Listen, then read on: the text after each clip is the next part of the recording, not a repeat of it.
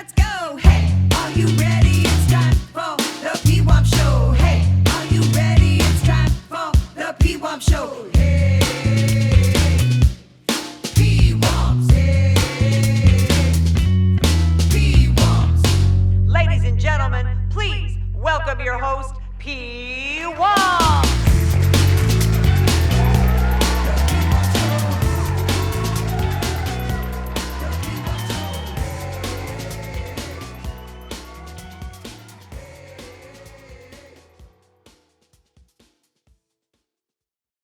Hey everybody, welcome back to the Pwamps Show.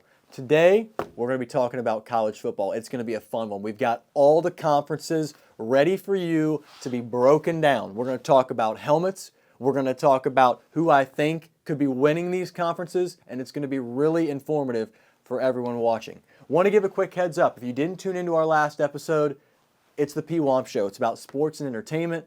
Ever since I was a kid, I loved watching sports. That's why we're talking sports. Then, I've been an actor for 16 years in California. Been watching movies and TV shows my entire life. Had a fascination. I love entertainment.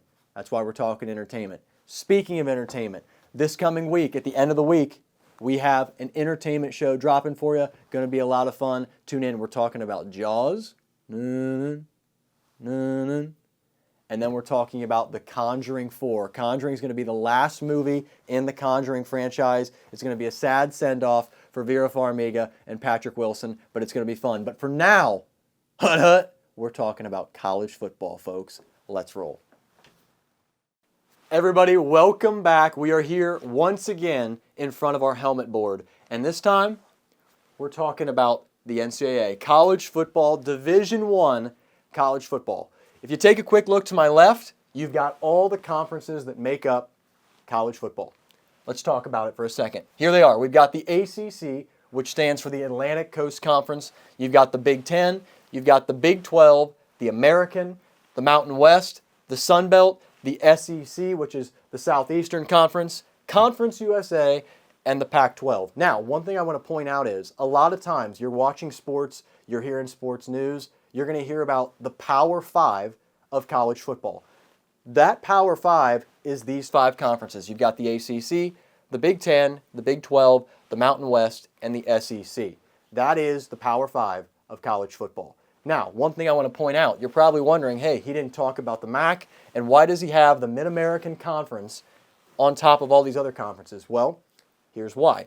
The MAC is going to be the first school we talk about today. They're going to go over here. They are on deck to be talked about. Also, the ACC, when your conference is on deck, their helmet goes right up there. ACC, you're on deck. But for now, like I said, we're talking about the MAC. So, let's dive into the MAC. Here we go. At the bottom of the list, starting out, maybe they're ready for a rebound season. I hope they are. It's the Kent State Golden Flashes. The first thing I want to do is shout out Kent State for their helmet. It's always been one of my favorite helmets. I love this logo. I love the design. I love the white. I think it really pops. And guess what pops? Just the helmet and the team. Last season, they didn't have a lot of pop. 0-12 overall, 0-8 in conference. They're really looking for a bounce-back season. And I think for them, a bounce-back season is just to get a couple wins on the board. Maybe a couple wins early in your non-conference schedule. Hopefully, Kent State can pile those on, get a couple before the conference play starts because they're going to need them. Kent State at the bottom for now. Now, we move on to the next team that, real quick, I want to bring up another point. UMass, they're the Minutemen, they're in Massachusetts, and this is their first year where they are in a conference. They've joined the MAC, but they were in the FBS Independents. There are 2 other independent schools now. You've got Notre Dame and you've got UConn. The Indies do not have a helmet up here, but they're the Indies, they're Notre Dame, and they're UConn. Their helmets will be represented, and that is a spoiler. You will see those helmets still appear on this board. But now we talk about UMass. UMass, they're next on my list. It's very challenging when you make a jump from independent to D1 to wherever it is. If you were a D2 team to going to D1 school, it's very challenging. UMass has a tall task ahead of them. The MAC is not a slouch of a conference. They're going to have a really tough schedule this year. I still see UMass beating out Kent State, but near the bottom of the MAC rotation this year. Now, we move on to Ball State, the Cardinal. Ball State, their number right now, 11 in my rankings.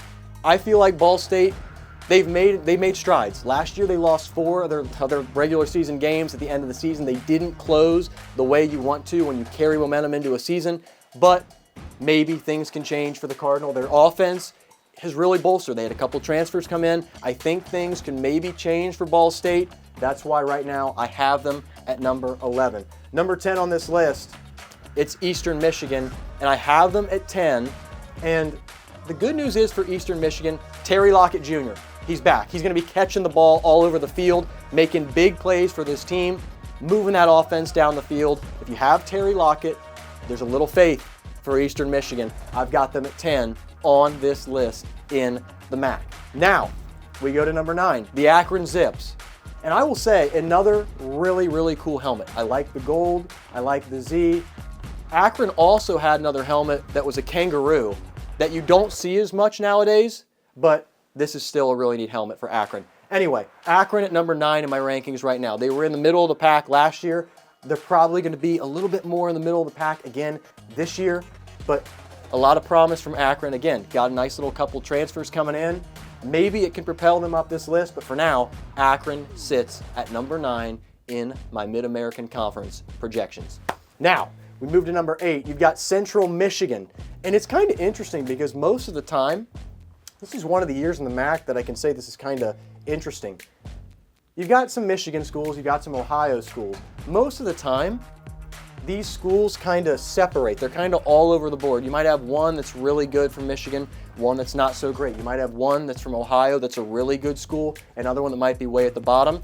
This is one year a lot of these teams have kind of been bunched up. Eastern Michigan, they're down here, but then look at this. You've got Central Michigan, you've got Western Michigan.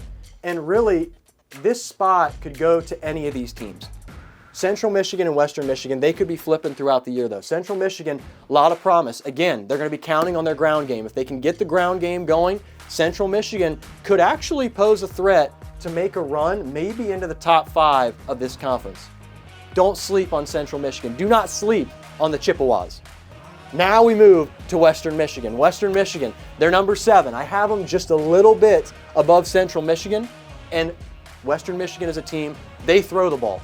They love throwing the ball like it's LAX, like it's Los Angeles International Airport, planes flying all over the place, ball flying all over the place. Western Michigan's offense, if the offense can play well and the defense can get key stops, you never know. Western Michigan, like Central Michigan, could make a little push up this board. So now we get to number 6, Northern Illinois. Here we go. There's a quick little topic to talk about here. Last year, Northern Illinois had a big moment. One of their biggest moments in program history when they defeated Notre Dame, Marcus Freeman's team last year. Riley Leonard was at quarterback, and Northern Illinois had a miraculous win. It was a statement win just for the MAC conference in general, huge for their program.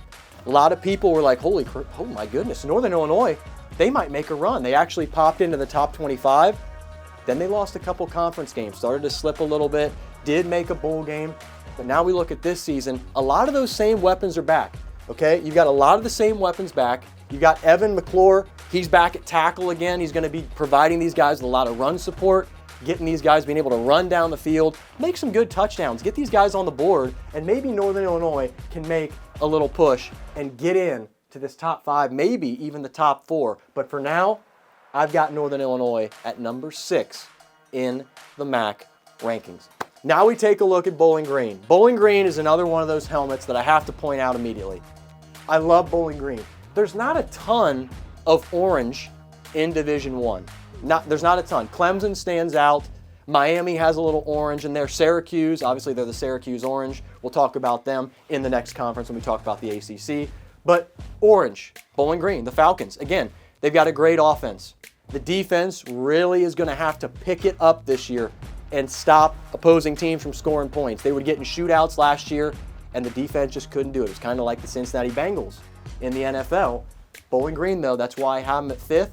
But I will tell you, their ceiling is potential top 4. So, speaking of top 4, we're in the top 4. And guess what? We're talking about Buffalo. Buffalo has a lot of guys, a lot of weapons. They've got Al-Jay Henderson, he's their stud running back who is just an absolute beast in the MAC. It's another story of if the line can make some things happen, Al-Jay is going to be slicing and dicing all over the field. He's going to be running rampant, and Buffalo is a team to watch in this conference. A lot of people think actually Buffalo might win this conference. Do I think that? No. I've got them at 4th, but look out. Buffalo is a contending team in the MAC, just like it always seems they are. Whether it's basketball, football, you always feel like Buffalo is near the top of the MAC conference. So, guys, we're at our top 3 of the MAC, folks. Okay, buckle in because this is where it gets good. Ohio, in Athens. A lot of people think this is Ohio's year to win the Mid-American Conference. Parker Navarro is back. He had one of the best quarterback years that we've seen at Ohio. He was throwing the ball all over the field, putting up great numbers for this team. He led them to a great season last year, 11-3. They had a bowl win. Everything's looking good. And guess what? He's back again. They didn't lose many weapons. Ohio, the Bobcats, look out. They're number 3. They could be number 1. That's how good this team is. And Parker Navarro, he's really a top 20 quarterback in Division I this year. He is that good. OU, watch out for Ohio, folks. Now we get to number 2 and number 1. A lot of preseason polls had Parker Navarro of Ohio and Daquan Finn of Miami as the 2 best quarterbacks in this conference. And it's true. They are the 2 best quarterbacks in this conference. I'm giving Miami out of Oxford the edge, though. Daquan Finn is ready to have an elite year and lead these Redhawks to potentially a MAC championship game against our number 1 team, the Toledo Rockets. And here's the story on Toledo. Toledo didn't have a fantastic year last year. They were kind of in the middle of the pack in the MAC. This year, they've got some good transfers. They've bolstered the offensive side of the ball, and their defense is coming along. What I have to say is, Toledo, Miami, is that our MAC championship game at Ford Field in Detroit? It could be, but wait a minute. Does Parker Navarro get Ohio back in there? Does Buffalo sneak back in? Does BG somehow make a run? Does Northern Illinois get back to how they were taking down Notre Dame and they were in the top 25 last year? I don't know. We're going to have to see how it all plays out. But guys, take one last look. That is the Mid-American Conference outlook for this season. And guess what? Pwamps approves. That's the MAC. Let's see in just a second.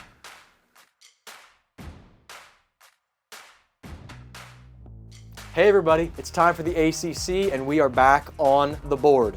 You guys are probably wondering, hey Pwamps, why did you start with the MAC last time? Well, here's the reason why. You're going to hear about all the teams and get all the scoop, all the teams from every conference. You're going to hear about it right here on the Pwamps Show. We're going to keep you updated as best as we can. But now, like I said, we're talking about the ACC. And I got to move to my left because I have to reveal the 17th team in my ACC rankings. Tony Bennett, he's the basketball coach at Virginia. He was, and I tell you what, he was a specialist defensively. Virginia, their football team, that never really translated. They needed Tony Bennett's defensive expertise. The defense has really struggled. They've had a couple seasons the past couple years where the offense has shown some sparks. Maybe they're taking some strides. It just hasn't translated this year for me and what I'm going to see on the field. That's why I've got Virginia at number 17 in my early rankings here in the ACC. Number 16, you've got Boston College. Boston College has a lot of good guys. It's going to be all on Lewis Bond. Lewis Bond has been a stud for BC. He's been really, really solid. If he can make some big plays for this team, Boston College, look out. They might be able to push up these rankings a little bit. Now we have number 15, Wake Forest, the Demon Deacons. I tell you what, Wake Forest, they have one of my favorite mascots in Division I, the Demon Deacon. When you see him on the sidelines dancing, whatever he's doing over there, it draws you in. It sucks you in. You want to watch the Demon Deacon. He's fun to watch. I tell you, Wake Forest has a bright future ahead. They lost a couple guys in the transfer portal, but their offense is still there. They've got some weapons. Past couple years, they've been pretty dang solid. They take just a couple steps back this year. But maybe if they get the offense going and the defense comes along a little bit, Wake Forest can move up this list in the ACC. So now we're at number 14. It's Stanford. And Stanford is one of the only teams this year that has already played a game. They played against Hawaii. They played against the Rainbow Warriors. A game that you would think if you saw the ACC conference, a team out of the ACC playing Hawaii, you'd probably see people talk about, oh, Stanford, they're going to beat Hawaii. Stanford stubbed their toe a little bit, and it hurts, and it's swelling up. Maybe the swelling will go down. We hope it does. Stanford struggled against Hawaii. It was tight. Hawaii got the win. The team's got to let that go. They got to be ready for the next week. And right now, that is why I have Stanford at my number 14 team on the rankings. They could move up. That's where they're at right now. Number 13, we've got the Cal Golden Bears. And I tell you, Cal is another team just like Stanford. They were originally in the Pac-12. They made the move over to the ACC. And Cal, when they were in the Pac-12, they were never really, they just didn't have a lot of time where they were near the top of the conference. Right now, that's the same in the ACC. They've had some struggles. They haven't quite gotten them worked out yet. There's been a couple signs of, hey, maybe we've made some improvements. We got some new talent coming in. We've got some weapons that are still hanging around. They didn't leave and go to other schools. I've got Cal at 13 in the ACC. Could move, but that's where I've got them for now. Now we move to our last three rows. We get over here to the Pitt Panthers. Pitt's a good team. I tell you what, they've got a lot of guys. Eli Holston, Kyle Lewis, both great players. I tell you, Eli at quarterback is going to be a real dynamite for this team. Pitt loves to throw the ball. They've had great guys in the past like Kenny Pickett. They love to move the ball through the air. Pitt's going to continue that trend. They're going to continue that trend. I know I have them at number 12. They've got some promise, though, for the future ahead. I don't want to say it's a rebuild because that's for teams that are just really struggling. It's not a rebuild for Pitt, but they're showing signs. They're working their way back up, but for now, they're at number 12. Now we take a look at Virginia Tech. It's going to come down to Kyron Drones. Kyron Drones, another great quarterback here in the ACC. Kyron can move. He can run. He can throw. If he can spread the field, get it to his guys, maybe tuck that ball into his shoulder a couple times and run down the field, score a couple touchdowns. I don't know. Maybe the Hokies can make a run in this conference. I have them down here a little deep, but you never know. Stranger things have happened. Virginia Tech, look out, might make their way up this list. Now, we move to Syracuse, the Orange. Kyle McCord, no longer there. He was from Ohio State, went to Syracuse. Syracuse had a good little run with Kyle McCord. He's no longer there. So, what's your situation? You're struggling at quarterback just a little bit. Your running game's still there. You can get down the field, and guess what? You've got a pretty dang good defense. So, a lot of promise for Syracuse, for the Orange. But right now, I'm keeping them right here. I am. They're not going to move up right now. They're not going to move down. I like this spot for Syracuse. So, now we get to number 9 on this list, and we've got NC State, the Wolfpack. NC State's always one of those teams, they trend to be in the top 8 of this conference, the top half. They've got a lot of great weapons. I always like to think about C.J. Bailey.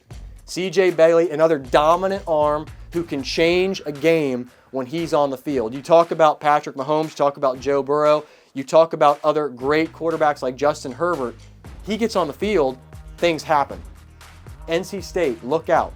He starts throwing the ball well, and this team starts scoring. Look out for the Wolfpack, folks. They're number 9. They could trend upward this season in the ACC. Now we get to our top 8.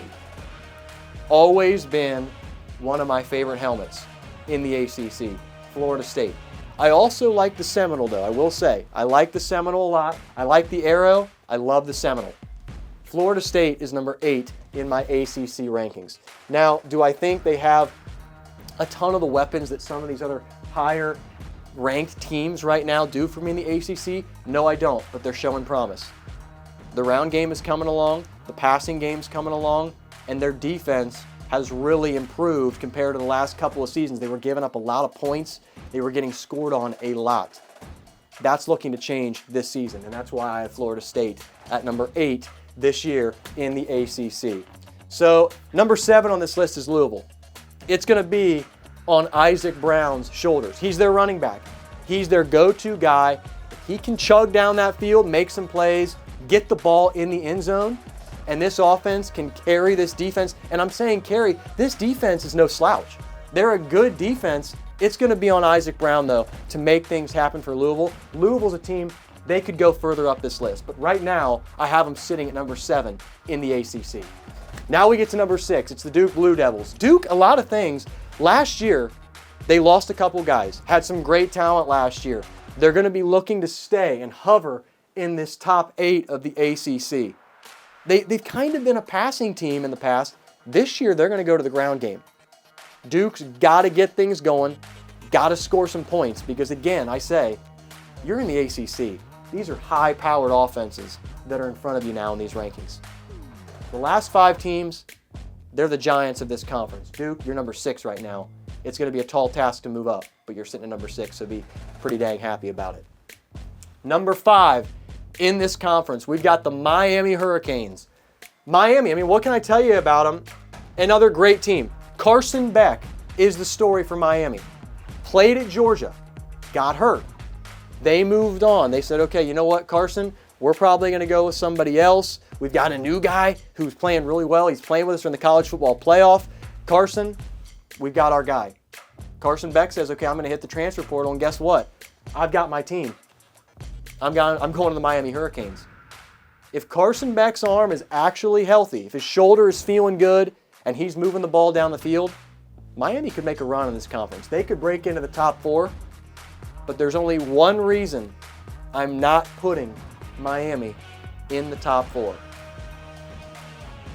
It's this team right here. And it's not a player, it's the coach. North Carolina Tar Heels. They've got Bill Belichick. It's his first year back in college football, and I tell you what, nobody really saw this coming. We all thought, okay, Bill Belichick, coaching Tom Brady, he was going to be done with the Patriots, maybe go into retirement. No. North Carolina, the Tar Heels, they are back. They are ready to kick it. They're ready to sling the ball down the field, get that offense moving, get the defense having some stops. If they can do that, and you've got Bill Belichick at the helm, and not to mention, you've got a favorable schedule this year in the ACC. North Carolina might make a game. They might make a run, folks, to the ACC championship game. We'll have to wait and see. How do things work out? How do things work out for Bill Belichick? We're going to find out. They're number 4 right now in my rankings. Now, here's one that's pretty interesting. The past couple years, this trend has changed. Georgia Tech, the Yellow Jackets, they're number 3 in my rankings. And I'm going to say this right now. Haynes Kings, he's one of the best quarterbacks in college football. The guy can do it all. He can throw, he can run. Heck, he could even tackle if he had to. He's an absolute star of a player in college football. Here's the thing. Like I said, past couple years, Georgia Tech has been a higher quality team in the ACC. Their trend was always down here at the bottom, though. For a long while, Georgia Tech, you always talked about Georgia Tech, and then you'd think, oh, well, Georgia Tech, they're probably in the same conference, right? No, Georgia's in the SEC. Georgia Tech's here in the ACC. You think, oh, they're probably 2 really great teams. Georgia, historically, yeah, the Bulldogs have been killer. Georgia Tech, that wasn't always the trend. Past couple years, they've corrected that. Georgia Tech, you're sitting at number 3 in my ACC rankings, and that is what I like about the Yellow Jackets. They have a chance. They could move up. Let's see how it plays out. Now, this is the race everyone is talking about when you look at the ACC. You've got 2 teams. You've got SMU, Southern Methodist University, the Mustangs of SMU. Okay, they're a great team. I'm also going to bring into this conversation the number 1 team in my rankings, Clemson. And this is kind of like when I did my NFL rankings when I was talking about the Washington Commanders and the Philadelphia Eagles.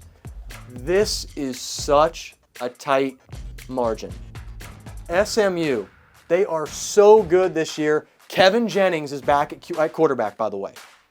He had a weird outing in the last bowl game they played in the college football playoff last year. Really strange. He really struggled. It was very uncharacteristic of Kevin Jennings. It just wasn't him. This year he's back. Most of the weapons are back. SMU is ready to rule the ACC this year. There's one thing standing in their way. Dabo Swinney is still the head coach at Clemson. Cade Klubnik is back this year under center for the Clemson Tigers. If that wasn't the case, guys, Cade Klubnik, he's a front runner for the Heisman Trophy. Okay? If Cade Klubnik wasn't back and Clemson lost some weapons, no doubt about it, SMU's conference to rule, right? That's not the case. Klubnik's back, Dabo Sweeney's back. They still have their weapons. I've got SMU at 2, Clemson at 1, and that is how I see the Atlantic Coast Conference playing out. The ACC, folks, take one last look. There's Virginia again, so you can see them pop into the board. That'll do it for the ACC. I hope everybody enjoyed this update on the ACC.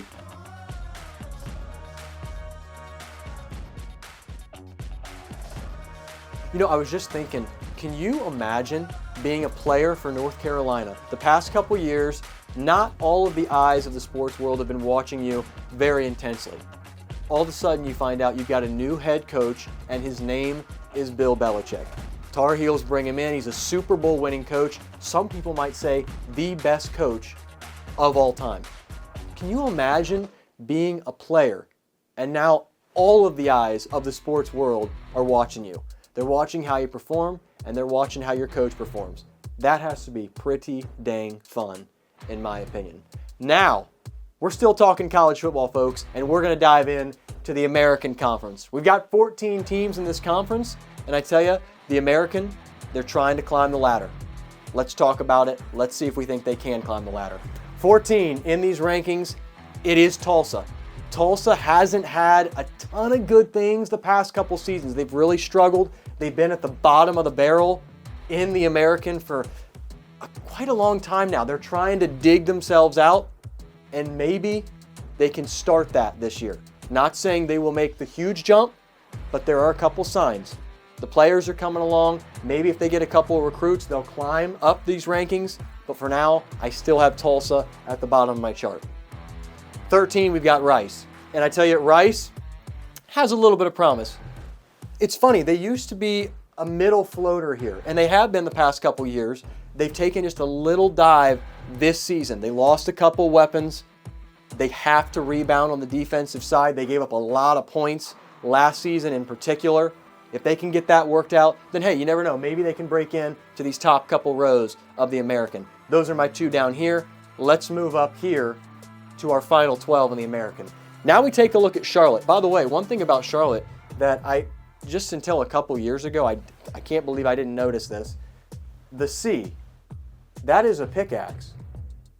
And I didn't know, they're the Charlotte 49ers. I guess that never clicked for me, but now it has, and it is a really cool little feature on their helmet.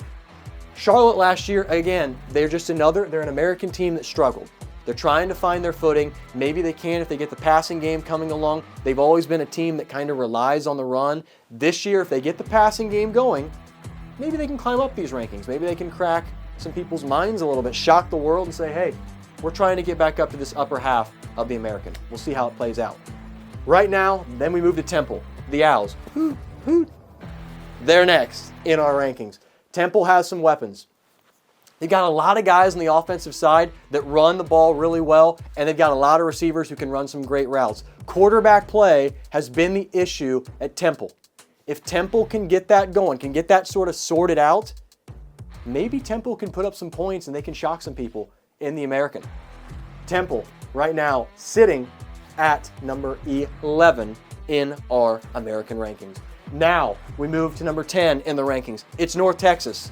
North Texas is a team that usually, the past couple seasons, they've been top 3 in the American. This year, they take a little dip. Had a couple guys go into the transfer portal, lost a couple of their key ingredients to this team, and now they're just falling just a tad. Maybe, just maybe, they can get back out of this. Maybe not this season, hopefully next year. But for now, I've got them here at number 10 in the American.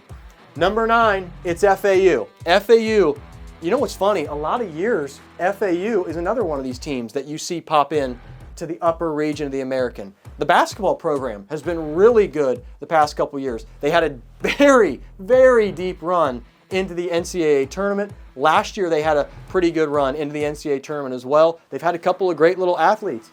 This year, the football team going to try to make the same thing happen. FAU, most of the time you hear they're a passing team. They still are this year. They're going to have to count on that if they want to make a very substantial run into these next 2 rows of the American. That is our first bottom 2 rows. Now we're on to the little top half here.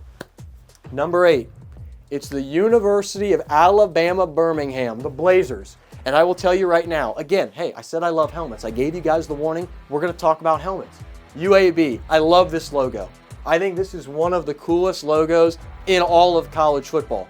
Not just the American, the logo. This fire-breathing dragon. Usually it's filled in with color. This is a little bit of a white, like a whiter, emptier version, but I love it. UAB's got a lot of things going for them. They're a speed team. This is one of the toughest teams to catch on the field. If they're running on the field, good luck catching them. You're going to have a really tough time. It's like Roadrunner out there. And I know there's a Roadrunner in this conference. Yes, UTSA, they're the Roadrunners. I stole Roadrunner and gave it to this team because I think UAB is the fastest team in this conference, and their speed is what's going to put them in the top 8 of the American. They're number 8. Number 7, East Carolina. What do we have to say about East Carolina? It's all about Anthony Smith. Anthony Smith, the guy looks like he's got gloves that are made with glue. Okay? Every ball thrown his way, he's hauling in. He's making plays like Odell Beckham Jr. He keeps doing that. East Carolina, you never know. Are we going to crack the top row? Hey, we've seen stranger things. East Carolina might make a run. They might just make a run if they have things go their way this season. They're number 7 in my list. Number 6, we have to Army. Army, the Knights. I mean, here's what I have to say about Army. I bring this up again because it's weird how much this conference, we're seeing some fluctuation. Army is usually one of the top couple teams in the American. This year, they take just a tiny step back. It's not a huge deal, but it's just a small step back. The offensive line is the focal point of Army. They love to run the option. It's going to be their center, Brady Small. Brady's been there for quite a while. He's the leader of this team, and he is the leader of this offensive line. He's the anchor. If he makes things happen, sparks the offensive line, and that option starts to work again for Army like it has in the past, look out. I have Army at 6. They might make a deep run. This is why we love sports, folks. It's all about you never know what's going to happen in sports. We love it. Number 5, another great team that you hear their name, and in a lot of sports you think, oh, really great program, great sport, great sports team in athletics. It's the Memphis Tigers. Memphis has a lot of great guys this year. Chris Adams on the offensive line. He's another anchor. He's got to make big blocks. If he keeps their quarterback protected, keeps Memphis moving the ball down the field, I tell you what, guys, Memphis might crack the top 4. They might make it to this next row. We'll have to wait and see. But right now, Memphis sits at number 5. So, now we're at our top 4. And I will tell you this again, a lot of analysts, a lot of people, they fluctuate on this top 4 in the American. This is my top 4. I'm just going to read the 4 off for you first before we dive into the scoop. I've got USF at 4. I've got Navy at 3. I've got Tulane at 2. And guess what? I've got UTSA at 1.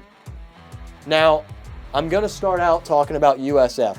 USF, another team with a lot of really good weapons. Another team that has some very, very fast guys.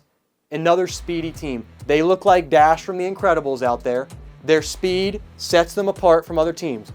USF, they're a running team. If they make it happen and Forrest Gump steps on the field for these guys, look out. USF, run. They might just run to number 1 in this conference. Number 3, it's Navy. Okay, Navy, another team that has been dominating in this conference lately. We always look forward to the Army-Navy game at the end of the year, but it's all going to be about Blake Horvath for Navy. Their quarterback who has once again set himself apart in this conference.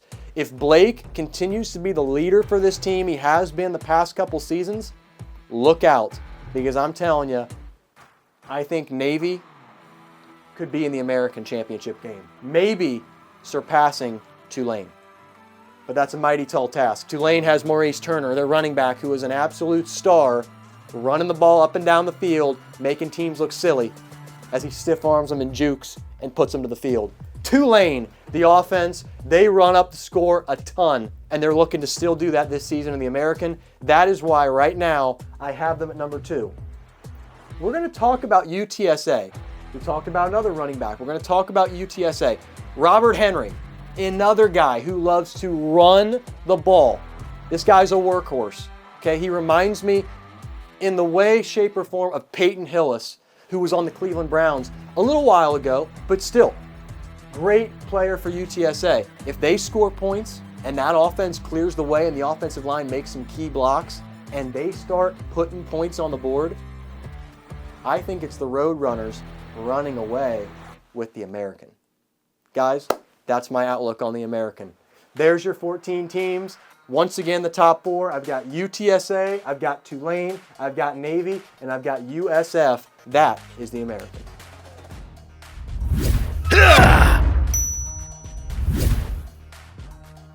All right, everybody, we're back in front of the helmet board, and we just finished talking about the American Conference. Now we're moving on to another Power 5 conference. We're going to talk about the Big Ten. Man, I tell you, I remember when the Big Ten only had 10 teams.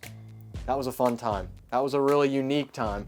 Now we've got 18 teams, so I need to move further to the right, not just one space. I got to move one other space over so you can see my number 18 team in the Big Ten. It's the Northwestern Wildcats. Northwestern, first thing I'm going to say, I'm going to talk about helmets real quickly. Purple. There's not many in Division I. There's not many purple helmets in D1, but Northwestern is one of them. I know that a lot of people say, hey, the Wildcats, they've kind of struggled the past couple years, and that's true. I remember watching them when they had Dan Persa play. That guy could throw the ball. Northwestern they were playing top 25 games left and right. They were in the top 25. Right now, they're sitting off to the left-hand side on my board. Not where you particularly want to be. Maybe some things start going their way this season. Maybe they don't. Right now, Northwestern, you're sitting in 18th spot. Everybody's rooting for you to get onto this side of the board.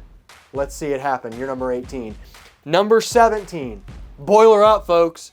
The train's coming. It's the Purdue Boilermakers, and Purdue is ready to make a big old impact in the Big Ten. Will they?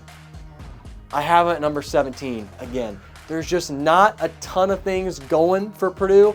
Didn't bring in a lot of new recruits. Kind of the same guys from last year who, hey, maybe they'll take that next level. Maybe they'll be ready to kick some tail. But right now, I've got Purdue at number 17 in the Big Ten. Now we're on this side of the board once again. Here we go. We got Maryland, the Terrapins. And right now, Maryland, a lot of the same things. Just the weapons aren't there for Maryland. In a league as meaty as the Big Ten, Maryland doesn't have the standout guys and the star power like a lot of these other teams do. You're going to hear about that later on with the other star power that's in the Big Ten because it's some of the best you're going to see in college football. But Maryland right now, they're number 16 in this conference. If they can improve on the running game, maybe things can change. They can get back up this list. But right now, the Terrapins, you're sitting at number 16 in these rankings. So now we get to 15. Minnesota Golden Gophers. They've had some great years in the past. They had some really good years in the past. They were the top of this conference. This year, that's not going to be the situation. They lost a lot of key guys. Still, same great coaching staff, but the talent just isn't there at the moment right now for Minnesota. You never know. Like I said, some guys might sprout. They might say, hey, we're here to play in the Big Ten. We want to make a statement. They could. Golden Gophers, though, right now at 15 in the Big Ten.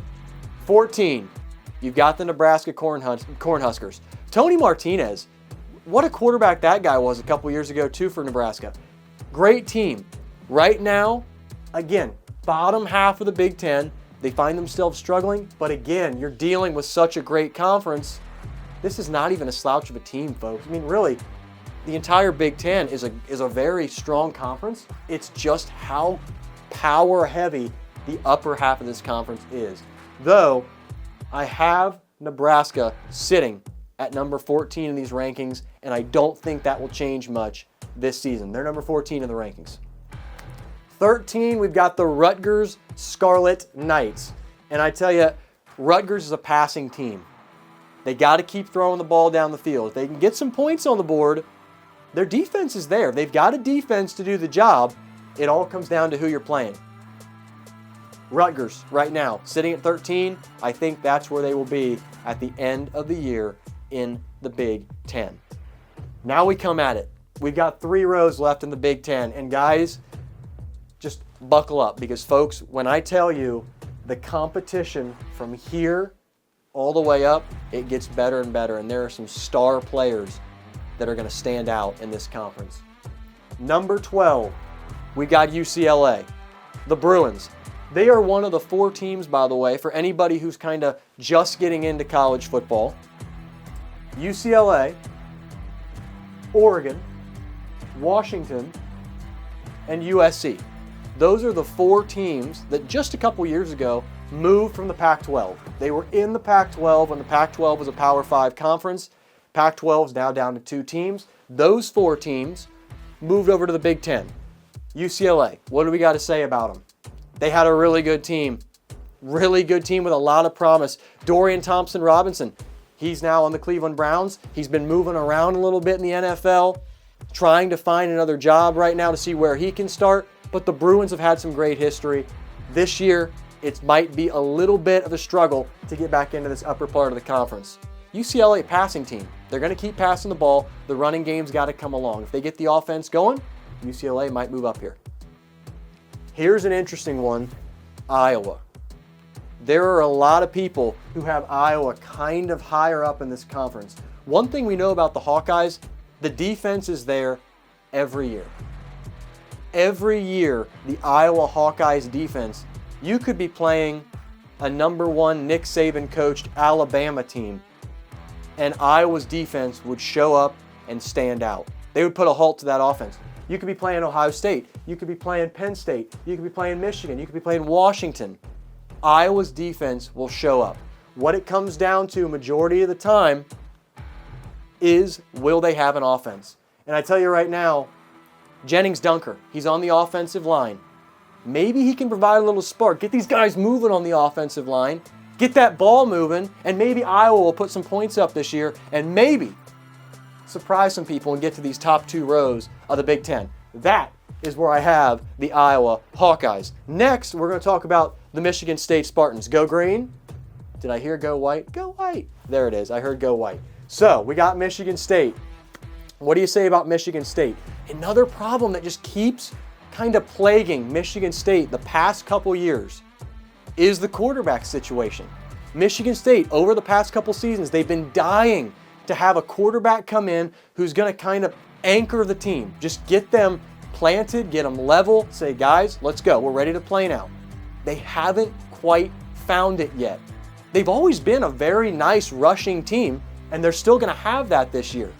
Yes, they've lost a couple of good guys to the transfer portal, but Michigan State, this is where they're sitting right now.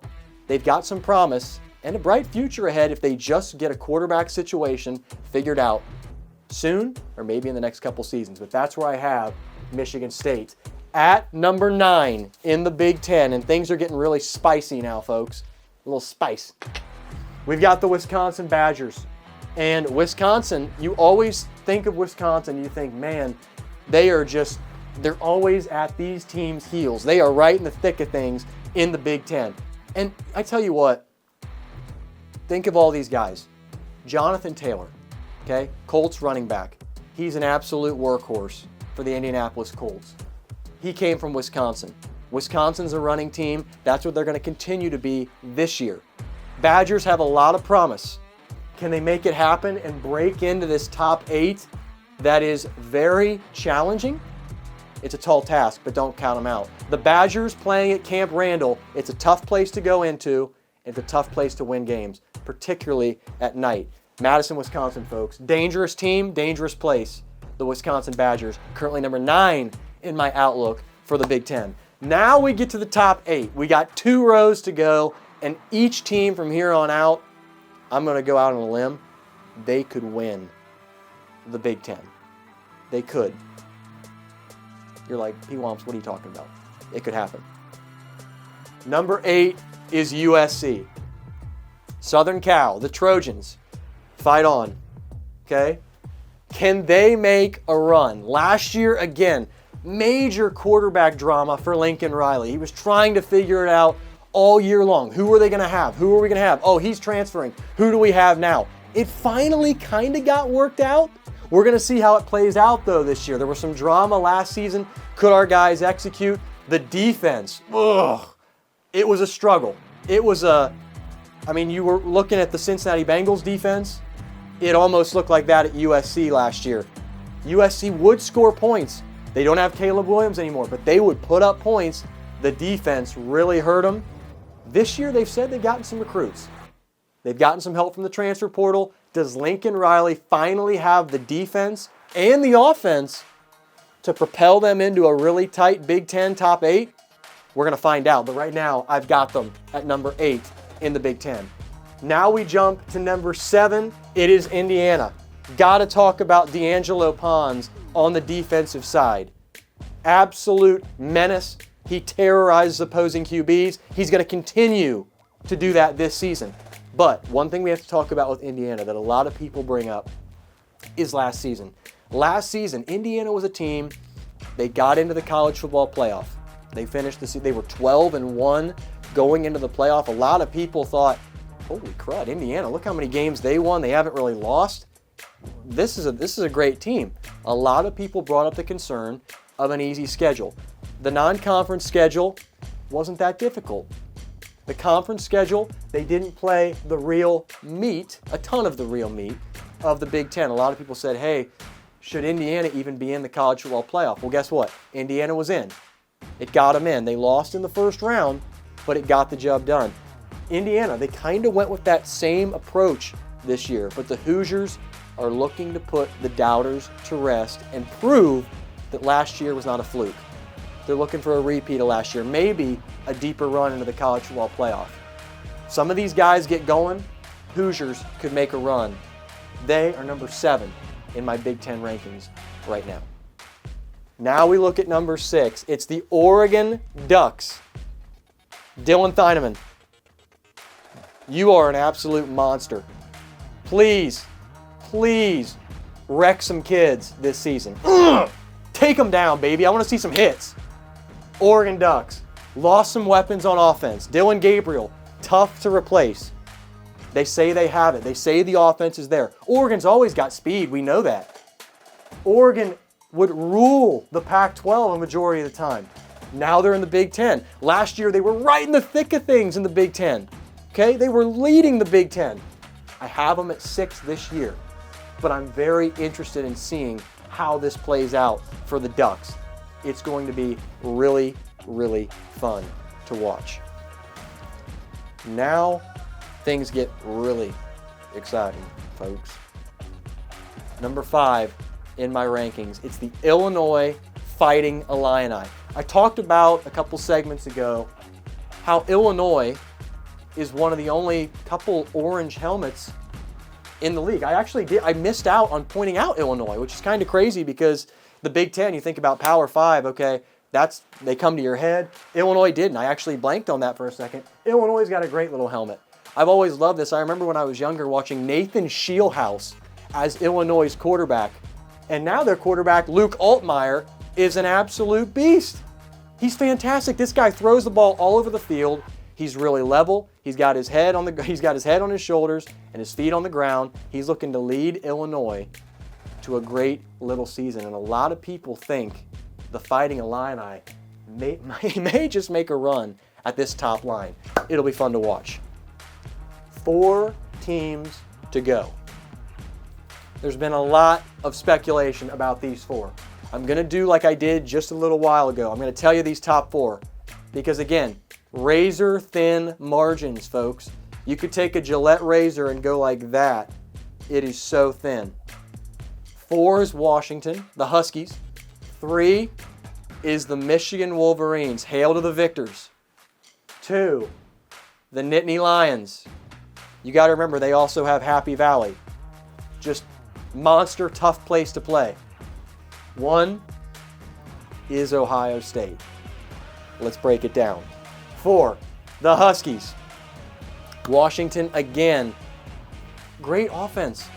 Great offense, great defense. This is a team that has many weapons and might surprise a lot of people by potentially winning the Big Ten.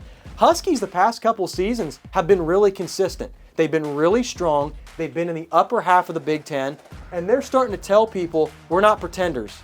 We're here, we're real, take us seriously. The Huskies are a legit threat in the Big Ten. Huskies, I have them at 4 to start this outlook for the end of the season. I think they finish at 4.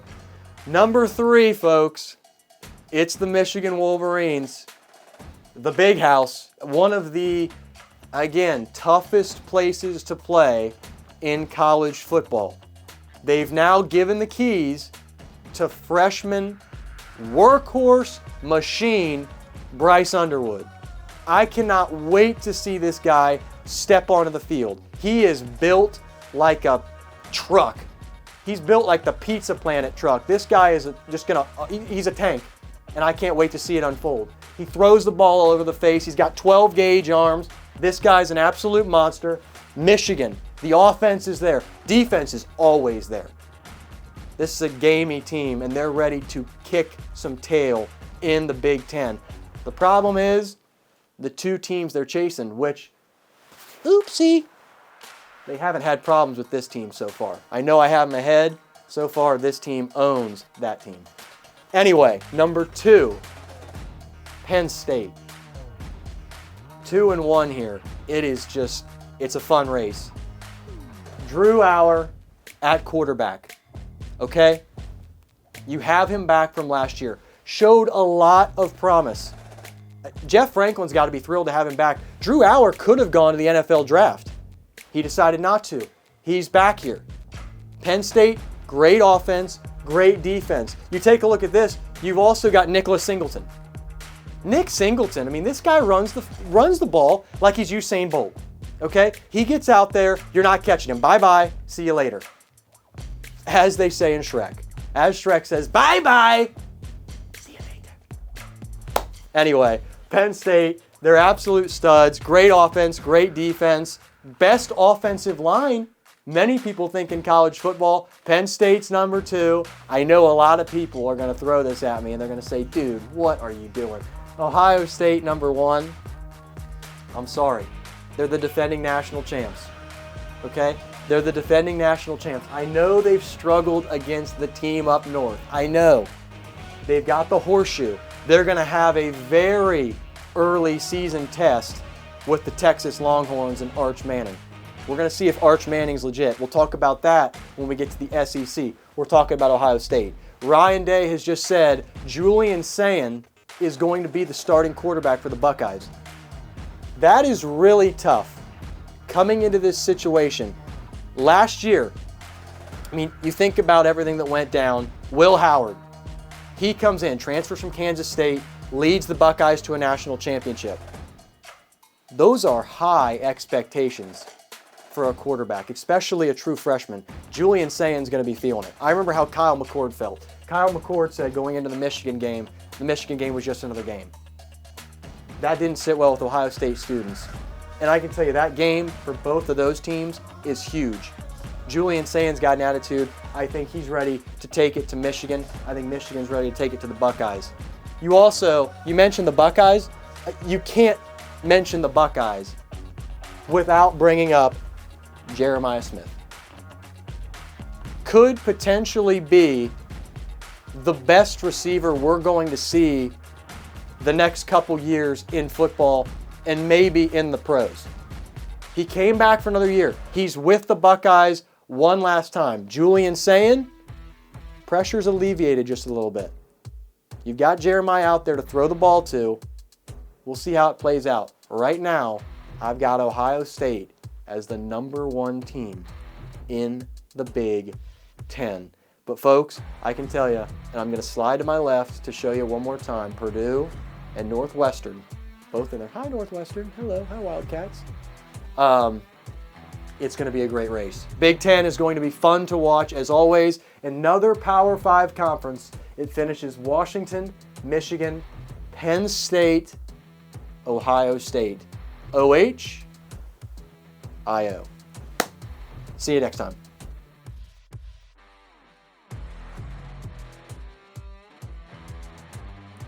Ladies and gentlemen, it is time to talk about the Conference of Champions, as Bill Walton would say when doing commentary for the Pac-12. We miss Bill. It's really a shame that he's not here, because whenever I watched the Pac-12, whether it was college football, college basketball, you heard Bill Walton calling it the Conference of Champions whatever you were watching it. We're going to talk the Pac-12 right now. The Pac-12 has seen brighter days. The conference has looked stronger in the past. Like we said, a lot of teams left the conference to move to the Big Ten and stronger conferences. Now you're kind of floating. You've got a bunch of conferences over here. You look over here, wait, 2 teams. What's going to happen? Are Oregon State and Washington State, are they going to play each other 11 times? No. Don't worry. They're still well taken care of. They're going to go play teams from these other conferences, build their resumes, and try to be featured in bowl season, but most importantly, the college football playoff, if they can put together good enough seasons. Let's talk about it. Washington State first. You got to go with their offensive line, and immediately you start with guys who have been there for a really long time. They've got veterans. They can make things happen. They always have a good passing attack. Luke Falk, a couple years ago, really good quarterback for Washington State. If they can put some points on the board, you never know. Washington State could be around. I think they will be around bowl season. Could they be around playoff time? That's a different story. We'll have to see. Oregon State. I actually went up to Corvallis a couple years ago. Really enjoyed it.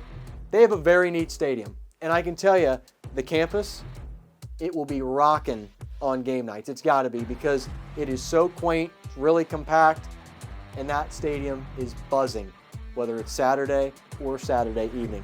Oregon State, a lot of great weapons, but the main one that stands out, got to keep your eyes on him this season, Anthony Hankerson at running back. The guy's agile, the guy is quick. He's like a cat out there. If you've seen the movie Cats, Anthony Hankerson starring in it because he's a star, and that's what he is. He can run all over the field, and if Oregon State just feeds him the rock, you never know what's going to happen for this team. It'll be fun to watch.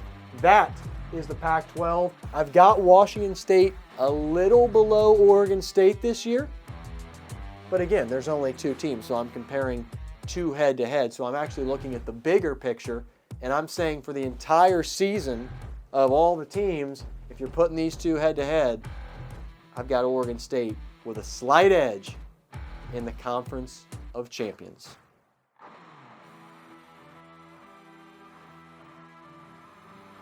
All right, everybody, it's time for the FBS Independents. Now, the FBS Independents are right here on my right. They are the teams that are not currently in one of these conferences in college football. That's why they're independent. We talked a little while ago about the UMass Minutemen. They were in this pile just last year, but now they've joined the MAC. They're playing in the MAC. That leaves us with these 2 teams. You've got the UConn Huskies. Let's start with them. They are really known as a basketball program. Jim Calhoun, Dan Hurley, making championship players, and a lot of these guys from UConn have gone on to be very successful in the pros. Are we going to see that translate to the football team? Let's talk about it. Joe Fagnano, he's the quarterback for UConn.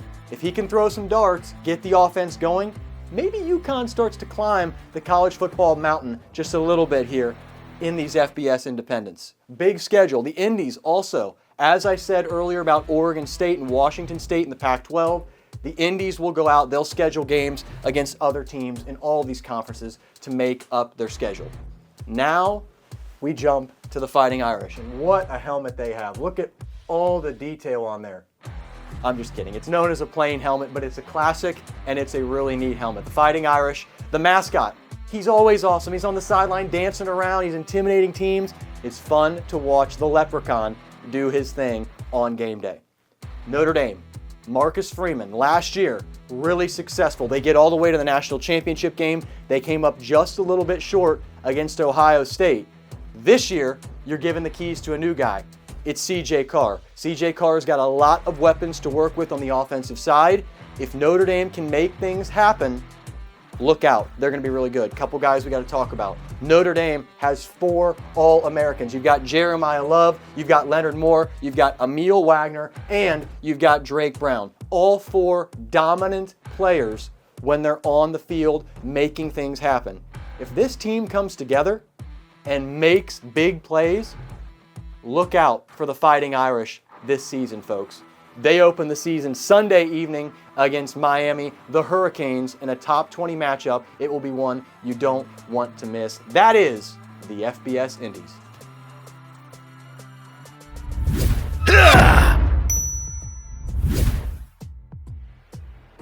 Hey everybody, it is time to dive in to the Mountain West Conference. Earlier I said the Mountain West was Power 5. Boise State last year finished as the 5th team in the college football playoff. They were playing like a Power 5 team. We've got the Mountain West on the board. Let's take a look at it. 3 rows, row 3, 2, 1 of the Mountain West.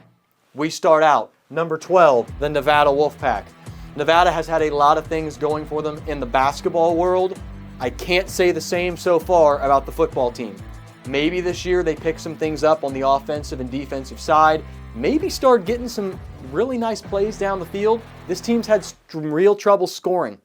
If they can get that worked out, maybe Nevada can make their way up this 3rd row. But for now, I've got the Wolfpack at number 12 in my rankings.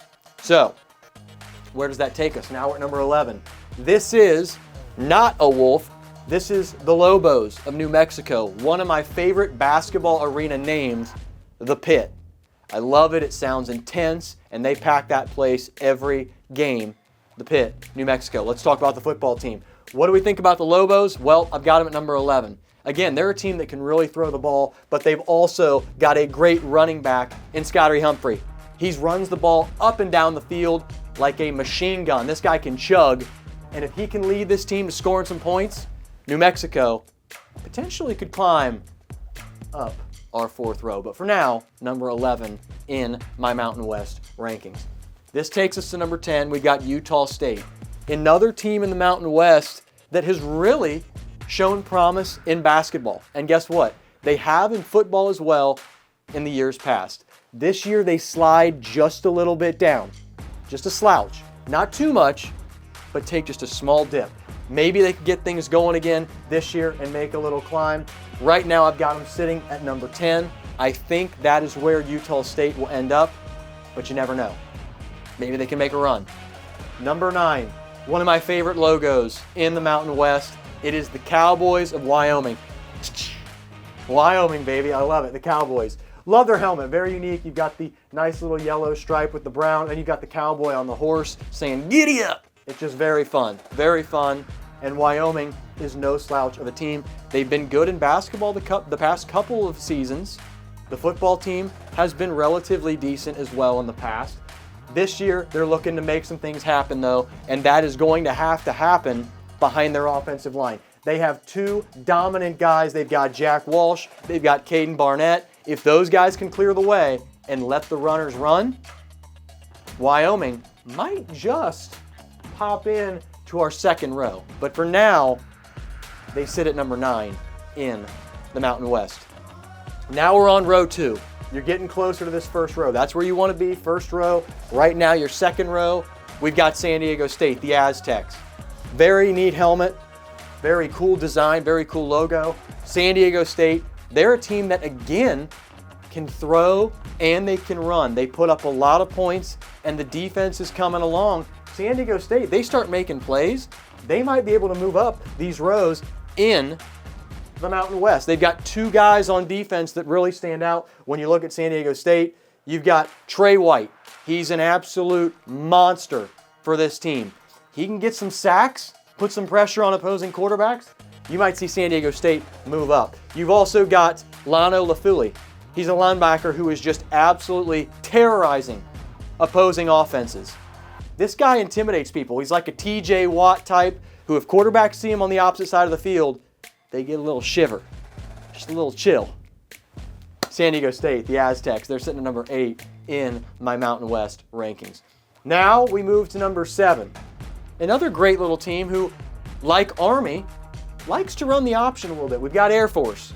Air Force can do it all. They can run. That's their specialty. But again, they've also started to pass the ball a little bit.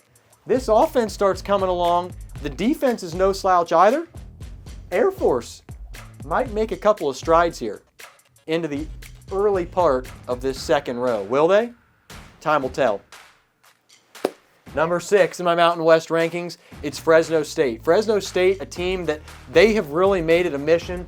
Their non-conference schedule, they go out and they get some decent games early in conference strength of schedule.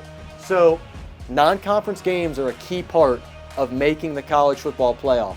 Fresno State, last couple of years, they made that a part of their program, going out, getting some fierce competition early. They do that again this year. How will the team fare? That's a different story, but you have a couple of weapons on the offensive side, and the defense is there for the Bulldogs. Fresno State at number 6 in the Mountain West. Now we move to the Rainbow Warriors of Hawaii. I actually talked about them a little while ago when I was talking about the ACC. It's a better situation for the Mountain West. It was not really a great situation when I was talking about Hawaii in the ACC because Stanford, out of the ACC, lost to Hawaii. I said, oh, they stubbed their toe, and did they ever? But Hawaii showed us who they really are. These guys are for real, and they are playing really dang well, are the Rainbow Warriors. They've got 2 guys who make this offense go, though, are the Rainbow Warriors. They've got Pofeli Ashlock, and they've got Nick Senecal. Both 2 absolute star receivers that if they can keep the train chugging, the Rainbow Warriors might just find gold at the end of the rainbow. Hawaii Rainbow Warriors, 5th in the Mountain West, could potentially climb to our first row, though. Keep your eye on them. It'll be fun to watch. Now we get to our first row. You got 4 teams in the Mountain West. I'm going to name them first, like I have done for a couple in the past. Here they are. You've got UNLV. You've got Colorado State. You've got San Jose State. You've got Boise State. Those are your 4 front runners in the Mountain West. One of these 4 front runners had a big-time scare this past weekend. UNLV gave their fans an absolute shock when they struggled in their home opener against Idaho State. They were able to come back. They won that game 38-31. Had it not been for Jaden Thomas, things might have gone the opposite direction. But UNLV got the job done. Are they going to use it as motivation, or is it going to be a holy crud? We don't know if we got the job done. Are we capable of going on and winning the Mountain West? I think they're going to use it as a motivator. We'll find out, though. UNLV at number 4 in my Mountain West rankings. Now you go to number 3, Colorado State. This is a team, they've had a lot of success in college basketball. Once again, John Tonje was an absolute beast. He's now going to play in the pros. He was excellent at Wisconsin just a couple of years ago after he left Colorado State in the transfer portal. But this team can play. That's why they're number 3 in these rankings. Some people think they might win the Mountain West, which is a major statement. For me right now, though, Colorado State, the Rams, I've got them at number 3. One thing I want to point out, you're probably thinking, whoa, I've seen this helmet somewhere. I'm going to tell you, you probably have, because it's very similar to the LA Rams helmet. If you see the Rams helmet, you're probably going to see this helmet and go, whoa, that's really similar, and boy, are they. You look at both side by side, they are very close. Just a couple different colors, but same design. They look really, really nice. LA Rams, Colorado State. Colorado State, 3rd in my Mountain West rankings. Now we're down to 2, folks. We're down to 2. San Jose State, they're at number 2. Boise State is number 1. Let's talk about San Jose State first. Gafafaga, he terrorizes opposing offenses. This defense, they are tough to deal with. Offensive coordinators hate scheming against San Jose State. They're going to have to do it again this year, and it's not going to be an easy challenge. The offense also making major strides this offseason. San Jose State, they are dangerous, folks. Very dangerous. I have them at number 2 because here's the problem. Boise State has 1 more year in the Mountain West. So if you're San Jose State, I can't give you the crown yet, and here's why. Maddox Madsen is still under center at Boise State. Yes, you lost to Sean Genty last year to the NFL draft. He's going to be the running back of the Oakland Raiders, of the Las Vegas Raiders, excuse me. But you have to fill that void. They say they've done that. Maddox is still under center. He's a quarterback that has really taken this team and elevated them. These guys respect him. They follow his leadership. If the offense is as good as they have been in the past, and we've been told they are, I don't see Boise State losing this top spot in the Mountain West. Let's go to the big picture one more time. UNLV 4, Colorado State 3, San Jose State is 2, Boise State 1 in the Mountain West.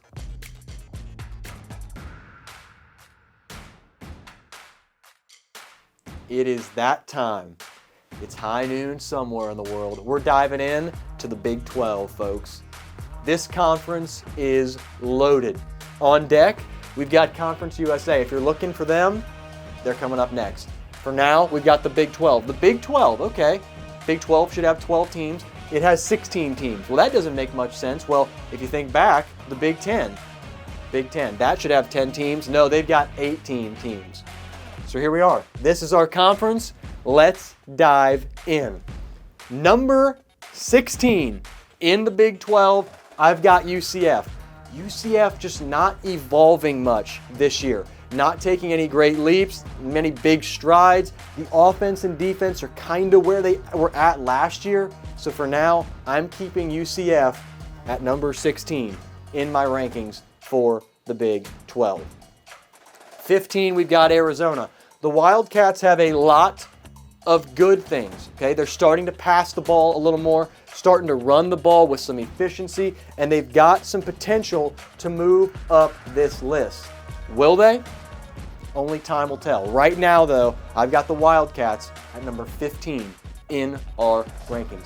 14, a real surprise because Oklahoma State, usually, again, you see them at the top of this conference. They're not this year. It's like chutes and ladders. They've gone down the slide just a little bit. Remember that board game? Man, was that fun back in the day. Remember that Hi-Ho Cherry-O? Okay, I'm starting to go on a tangent about old board games. Let's not go there. We're talking Big 12 football. Anyway, Oklahoma State, they have a lot of potential. Like I said, a team that has been successful in the past. This year, they got to get back on track. Can they? We're going to find out. Oklahoma State at number 14 in our rankings right here, right now, but we'll see how this season plays out. It'll be interesting for Oklahoma State. Number 13 in our rankings, it's West Virginia, the Mountaineers. They're trying to get to this third line. Are they going to? It'll be tight because there is so much competition on these next 3 rows. What do we say about West Virginia? Well, West Virginia still has Jaheim White, the junior running back who can run the ball through many holes, many peaks and valleys. He could run all over the field. As long as he's scoring points, they're getting the ball in his hands. West Virginia has a chance to go from our 4th line to maybe our 3rd line. Now we look at the 3rd line. Cincinnati, the Bearcats, they're ready to roll.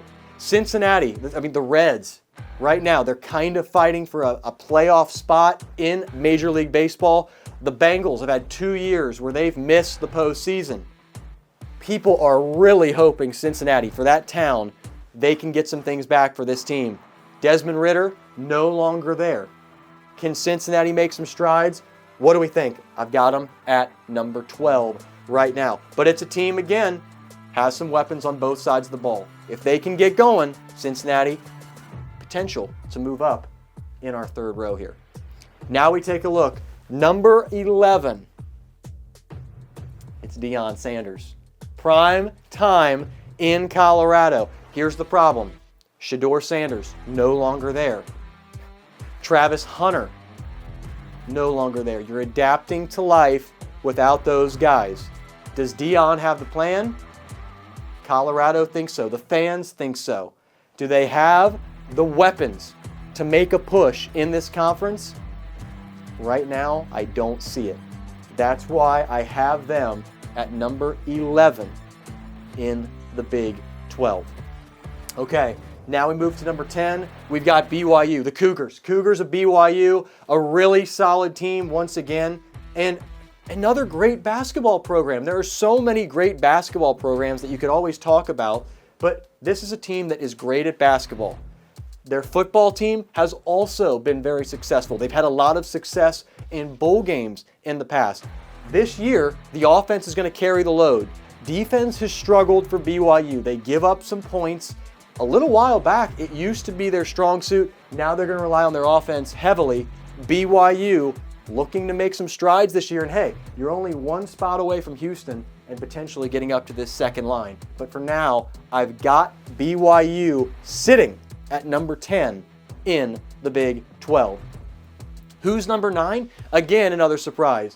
Houston Cougars. Houston Cougars, another team that in basketball, they've been dominant. Kelvin Sampson, he's got those guys in gear every year.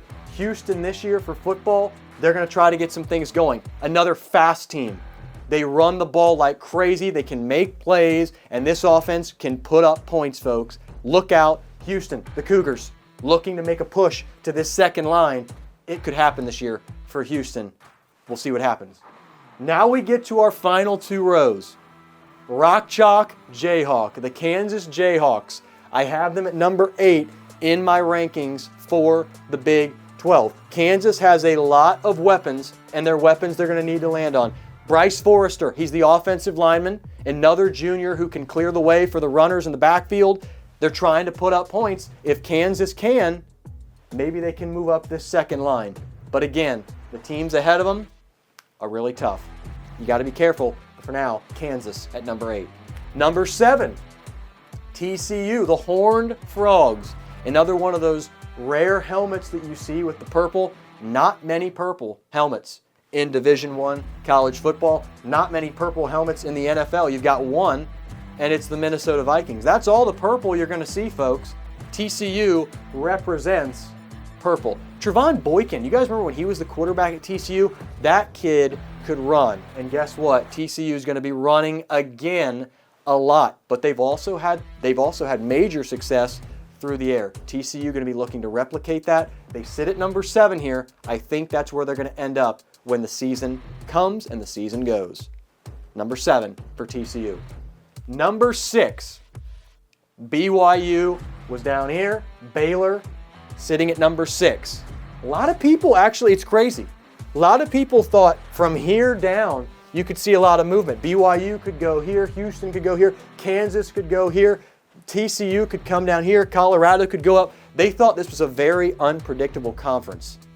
Right now, this is how I see it. Baylor is number 6 in the Big 12. But again, Baylor has got some major weapons.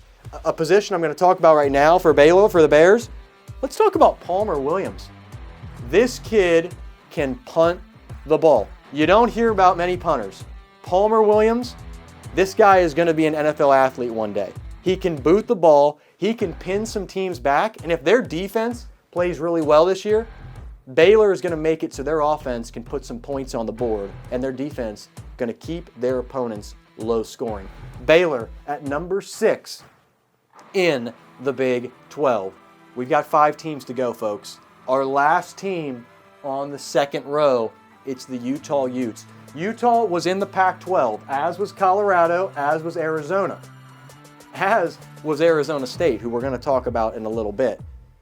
It's actually funny, you think about it. 4 teams from the Pac-12 went to the Big 10.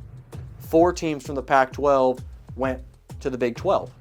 So there you go. Now that's where those teams are. Here we go. We're talking about the Utah Utes. They're number 5. Cam Rising. He's been an absolute stud. He's been excellent for Utah. He had a couple injuries. They no longer have him. They miss him. Utah's got some big games ahead of them this year. A lot of high expectations. It's going to be interesting to see how they play out, and we're going to find out. Utah Utes fans, you're at number 5 right now. You're 1 away from our top row, and let's get in to the top row of the Big 12. Here we go. 4 teams. Texas Tech, Iowa State, the Cyclones. 2, Kansas State, the Wildcats. 1, Arizona State, the Sun Devils. 4 teams that could win the Big 12, and they're sitting on our top row right now. Let's break it down. Let's talk about Texas Tech. We look at Texas Tech. What do we think of Texas Tech? David Bailey, defensive lineman, going to just cause major problems for opposing quarterbacks. It's another filled defense for Texas Tech, for the Red Raiders. They're ready to make some quarterbacks' lives a mess. If the defense makes stops, the offense will come along. Texas Tech going to be very dangerous in the Big 12. They're at number 4 right now. Now 3 and 2, I'm going to bunch together for a second because They just played in Dublin, Ireland this past weekend. What a game it was. I will tell you, it was the first game of the college football season. It was on its own. There were no other games with it. It was a noon Eastern time kickoff in Dublin. And I tell you what, the first half, there were some nerves. We could tell. Players were nervous. There were some dropped passes, couple of mistakes, quarterbacks throwing the ball on a halfback toss and bouncing off their running back's helmet. It had it all. It almost looked like a Cirque du Soleil sideshow. But they got it worked out, and it turned into an instant classic where Iowa State came out on top of Kansas State. Avery Johnson played a good game, had a rushing touchdown in there as well, but Iowa State came out on top. They're number 3. Let's talk about it, though. They've got a ton of weapons. Again, Iowa State offensively outstanding. Main talk last year was how great their defense was. That defense is back, and they are causing major problems. We already saw it affect Avery Johnson and the Wildcats in that game. I've got Iowa State. The Cyclones are at 3. K-State, they're at 2. I still think when the season comes to an end, Kansas State will be at number 2. Like I said, Avery Johnson, great quarterback. K-State has a ton of weapons, though. You've got Will Swanson, who's kind of in that flex role, and he does a great job of being so. But they've got guys who are gamey. As does Iowa State. Kansas State's going to dig deep, and I think they are just going to inch out Iowa State for the number 2 spot. Now we're going to talk about our number 1 team. It's the Arizona State Sun Devils. You look at last year's preseason polls for the Big 12. Guess where Arizona State was? Oh, were they number 3? Nope, weren't number 3. Oh, were they down here in the second and third rows? No, they weren't. Were they down here at 15? No, weren't 15. They were 16. Arizona State was 16th in the preseason rankings of the Big 12. Made it all the way to the college football playoff. This year, I think, this is the number 1 team in the conference. Too many weapons for Arizona State. Sam Leavitt, redshirt sophomore, ready to throw the ball like he's at the playground throwing a Nerf football. You know the Nerf Weather Blitz football that was rubber and it came in different colors, yellow, green, orange, and you could throw it, even if you were a kid, you could throw it, it felt like 100 yards. That's how Sam Leavitt throws his passes on a daily basis for Arizona State. I think Sam leads Arizona State to the promised land this year and a Big 12 championship, and maybe a little more. National championship? I don't know. You can decide that for yourselves. But I think there's a little bit of a journey coming for the Sun Devils of Arizona State. Guys, folks, that is the Big 12 right here.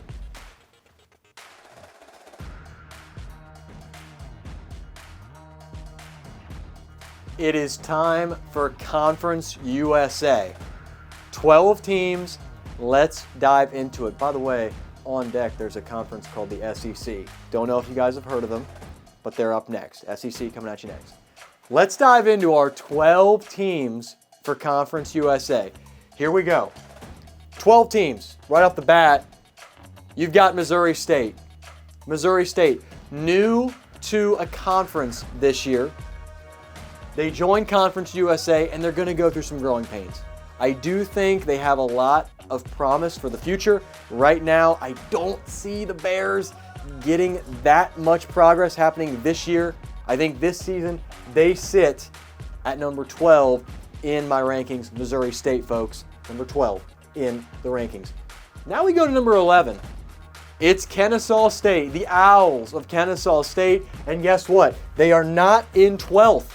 Usually Kennesaw State has really struggled when it comes to playing games in Conference USA. This year, they're sitting at number 11 right now, and they've got another great rushing attack. They're going to have to use that if they want to dig themselves out of this bottom row of Conference USA. They're number 11 right now. Kennesaw State, the Owls, number 11. Now we move to number 10.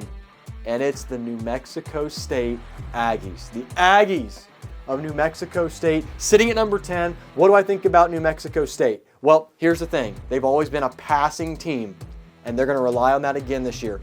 got to run up some points on the offensive end. The defense has had their struggles. They're trying to get some things worked out, bring in a couple of new recruits this year. Maybe it helped bolster the defense a little bit. But right now, until I see the results on the field, I'm keeping New Mexico State. Yes, I'm keeping you. Don't give me that look. At number 10 in the rankings. The Aggie, I know. Hey, I'm here. Yep, you're number 10 right now. Number 9, we've got FIU. Florida International. That's Florida International University. They are number 9 in my Conference USA rankings. And you got to take a look. When you find FIU, you got to look at Jaheim Buchanan. He's an offensive line tank, folks. The guy is an absolute brute. And like again, as I say, if he can clear some space and let these running backs find some open field, maybe FIU scores a lot of points and they surprise some people in Conference USA. FIU sits at 9, one spot out of our second row of Conference USA.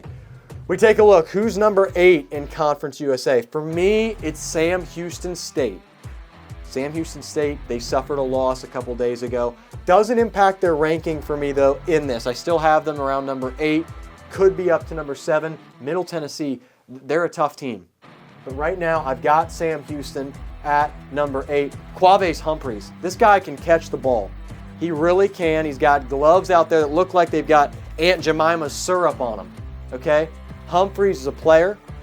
If the QBs can get the ball in his hands, look out. Sam Houston State might make some moves happen here in Conference USA. Number 7, who we got? Well, I just said it. It's Middle Tennessee, the Raiders. They're a good team. They are a fast team. One of the fastest you're going to see in Conference USA. You take a look around. Great rushing attack, great passing attack. Defense, again, gives up some points.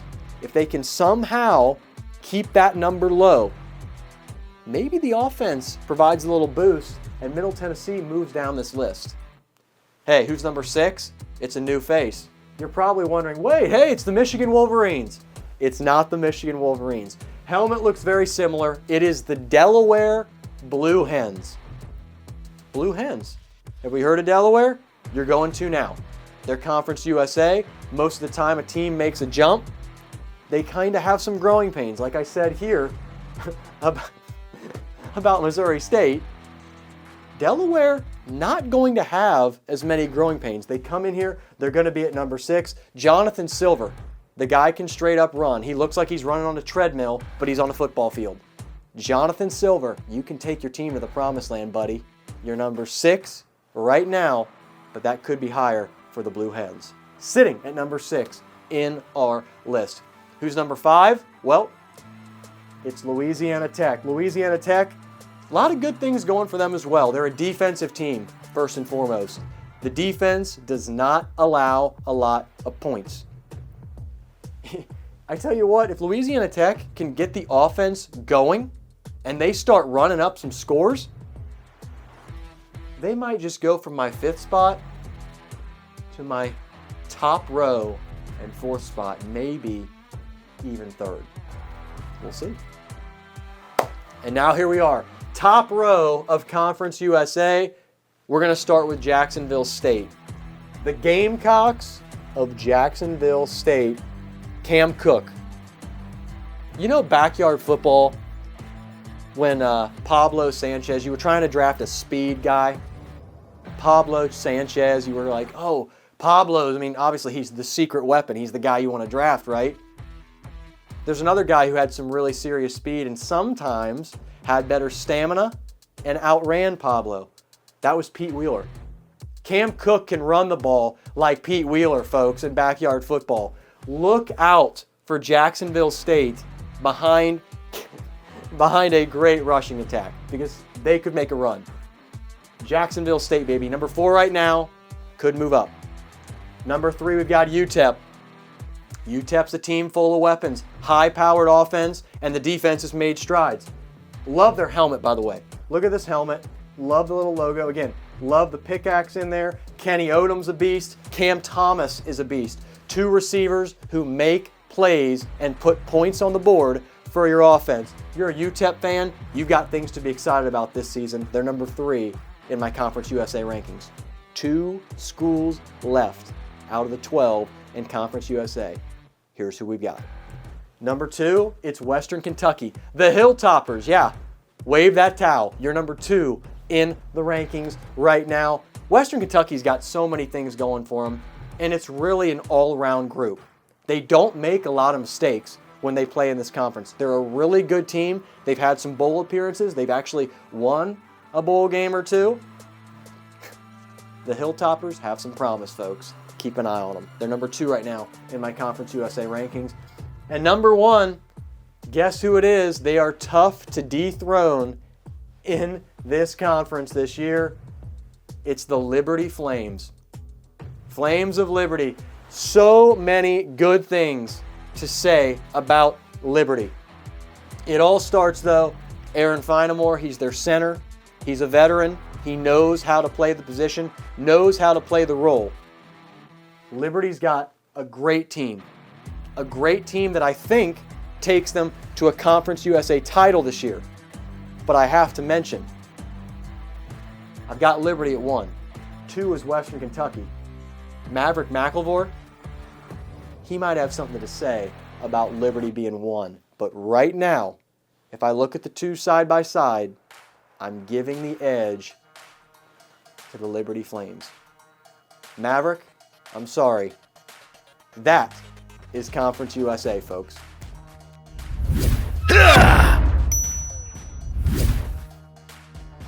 All right, everybody, now we're going to talk about a conference you may not have heard of. It's called the SEC. You heard of that? Yeah, I'm sure you have. The Southeastern Conference, it is what many people say is the power conference, the king of college football. And guess what? We're looking at them right here on my right. Next on deck, by the way, it will be the sunbelt. Sunbelt, we have not forgotten about you. You're going to be covered next. But for now, we're talking the SEC. Let's dive into it. SEC's got 16 teams, okay? That is not the most that a conference has. Big Ten has 18. The SEC has 16. And these teams are pretty dynamite, okay? Here's the stat you have to know. You look at these helmets. 10 of the 16 start the season in the AP Top 25. That is a unbelievable feat if you think about that. Absolutely crazy. Now we're going to take a look at these 16 teams. Here are my rankings. Let's start it out. Kentucky, they're number 16 in the SEC. Here's the reason why. Kentucky has always been a basketball program. Mark Pope, he's now in charge of the Wildcats. He followed John Calipari. John Calipari led this team to a tremendous amount of success. Couple of national championships, and he's one of the best college basketball coaches of all time. The football team, they don't have a John Calipari. They don't have that skill set. They're lacking some things. Maybe can pick it up this season. The tough thing is, you're playing in the SEC. You're playing with these big boys.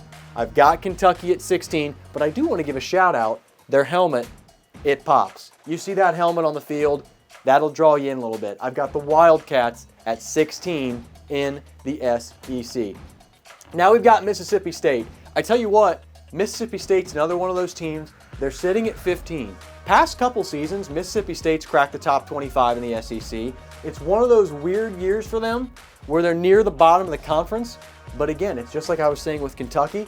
It's because there's so much power on this upper half of the conference. Mississippi they're no slouch. They're a good team. And then, hey, if they were in any other conference, they might make a serious run in that conference. The SEC is so dynamite, folks. It really is. For now, I've got Mississippi State at 15. That's where I see them sitting come end of the season, just because of how brutally difficult it is to play these guys. Now you got 14, the Vanderbilt Commodores. And no, it's not the band, the Commodores. It's the Vanderbilt Commodores. Go Vandy, okay? Vanderbilt, what can you say about them? A lot of times, this is a passing team. They've had some good quarterbacks in the past. They kind of lack that this season. They're going to lean a little more into the running game. The problem is with Vandy, it's just been known in the past, Vandy's defense gives up a lot of points. If Vandy can kind of find a way to get that fixed, and the offense strings together some points, gets things going, maybe Vandy can make a little move and even overtake our next team. who is the Arkansas Razorbacks. Arkansas, 13 in the SEC for me. We talked about Kentucky. We mentioned John Calipari. Again, basketball, but now John Calipari coaches Arkansas. And guess what? He went from Kentucky to Arkansas. He's had some pretty good success already in his tenure at Arkansas. They made a pretty good run in the NCAA tournament last year, and Arkansas, a team that didn't have a lot of great results, they're seeing them with John Calipari. Now, we look at the football program. What do we think about Arkansas? Again, it's another team that throws the ball well. They're going to rely heavily on that passing game to see if it can propel them up this list in the SEC. But for now, they've got a couple of question marks. The defense is a big one. The D-line is a big one, okay? That's why right now I've got Arkansas at number 13 in my list. So, now we get to Missouri. Missouri is number 12 in these rankings. And the Tigers are another great team. They really are. I tell you, speed. Missouri has always been about speed. Chase Daniels, he was a quarterback there a couple years ago. The guy was a threat. He played really well for Missouri. Missouri's now kind of lacking that quarterback situation again. They've got some good running backs, got some good receivers, but they've got to get a quarterback situation planned out. Once they do, hey, those threats might come alive. Missouri might move up this list. We're going to find out, though, this season how tough Missouri is. The Tigers are a very solid team, but hey, again, you're in the SEC. So now, we move to Tennessee. They're number 11 on my list. The Volunteers, they're another team that usually you look at the SEC, you find Tennessee up top here. They're kind of slipping a little bit this year. They lost some guys to the transfer portal. They lost a couple guys to graduation, which it sounds to me nowadays like you hear more that you lose more guys to the transfer portal than it does graduation. But guess what? They actually lost a couple guys to graduation. Their quarterback last year, Hendon Hooker, he's gone. He will not be at Tennessee this year. So now you're thinking, okay, who are our guys? Who are our weapons? We're going to have to wait and see if these guys show up or show out for Tennessee. Right now, I've got them at number 11 in the SEC. Now we move to number 10, and this is another one of those teams that, like I said about Tennessee, it kind of applies to them. Auburn, they're sitting at number 10. It's interesting because most of the time you hear the Auburn Tigers. You had some great players in the past. Cam Newton's one that comes to mind. He was a quarterback that really changed things at Auburn, took them to many deep runs, made so many great iconic plays we look back on now in Auburn history. He's a part of a lot of them. And guess what? He had Auburn near the top of this conference. He really did. He was a threat. He played a great tenure in the NFL, made a Super Bowl appearance with the Carolina Panthers. It was fun to watch. Auburn's sitting at 9 for me. A lot of question marks on the offensive side. Defense is there for Auburn this year. Offense is going to have to pick up the pace. And then Auburn might move up this list. But it's going to be tough now because here's the thing. We've got 9 teams left in the SEC. We start with Oklahoma. Oklahoma is a great team. And I'm going to tell you right now, these four, Oklahoma, Tennessee, those are the 10 that I mentioned earlier are in the top 25. Auburn is not. Oklahoma is legit. Ole Miss is legit. All these teams are legit. Those 9 teams could potentially, because they all play this conference schedule, fluctuate. Their positions could fluctuate. They could move. Right now, though, Oklahoma, it's all about the offense, okay? Oklahoma is a very strong team offensively. They're going to rely on the defense to make some key stops, keep these SEC battles low scoring. If they can do that, Oklahoma has a chance to kind of catapult up this list. But we're going to have to find out and see what they're made of. We're going to find out. We're going to be watching closely what the Sooners, what Boomer Sooner and co. have in store for the SEC. So, folks, that was row 4. That was row 3. We now get to row number 2 of the SEC. It is getting hot, and it is starting to sizzle in here, as we can say. Ole Miss, the running Rebels. What does Ole Miss do well? They run the ball. Here's what I'm going to tell you, though. The days of Jackson Dart are no more. Jackson Dart was there last year. He's not. He's now in the NFL. Jackson Dart was an absolute beast back there in the backfield. He commanded the team. He made huge plays. He took Ole Miss to one of the best seasons they've had in a while. And Lane Kiffin, who, again, he coached for a long time, finally got a move now to Ole Miss. He was like, okay, here's what I want to do. I'm going to Ole Miss. You don't have Jackson Dart. Lane Kiffin's still there. Many great things about Ole Miss. I'm keeping them at number 8 simply because of how powerful these next 7 teams are. It's that close, though, in the SEC, guys. We go to number 7. It's Texas A&M, and immediately you talk about the offensive line. Texas A&M is one of those teams that their offensive line is so dynamite, so dominant. They push a lot of teams back. Defensive lines that you would think, hey, we are the Great Wall of China. We're going to stand in there. We're going to hold these teams. No. Texas A&M, they make things happen. Their running game is there. Passing game coming along a little bit, folks. Look out for Texas A&M. I have them at 7. They might be moving up a little bit, because here's why. Number 6 in my ranking is Alabama. Kalen DeBoer. Going to talk about this really briefly. You're following in the footsteps of Nick Saban. Nick Saban, one of the best college football coaches of all time, one of the best coaches of all time. It's no easy task to step into those shoes. We all know that. Last year, a lot of the Alabama fans would tell you that was a disappointing year for the Crimson Tide. Okay? Had a couple of losses they shouldn't have had. Some of the guys weren't playing the way they should have played. There's major pressure on the Crimson Tide this year, but they've got some weapons on both sides of the ball. Very complete Alabama team, but I come back to Kalen DeBoer. Gotta execute. Came from Washington. Washington now in the Big Ten, was in the Pac-12. They gave him the keys to the program, said, Kalen, you're in charge. It's now time we see some results. Big, big season for the Crimson Tide, folks. Here we go. They're number 6 in my ranking. Number 5, we've got the Florida Gators. And I tell you what, Florida, a great team. They've got 2 guys that I absolutely love on the offensive side. You've got Joe Slaughter. You've got Austin Barber. Joe Slaughter, this offensive line, they're going to slaughter everybody they get in there. Get going, baby. Then you've got Mr. Barber. I guess he's going to cut everybody's hair and push them back.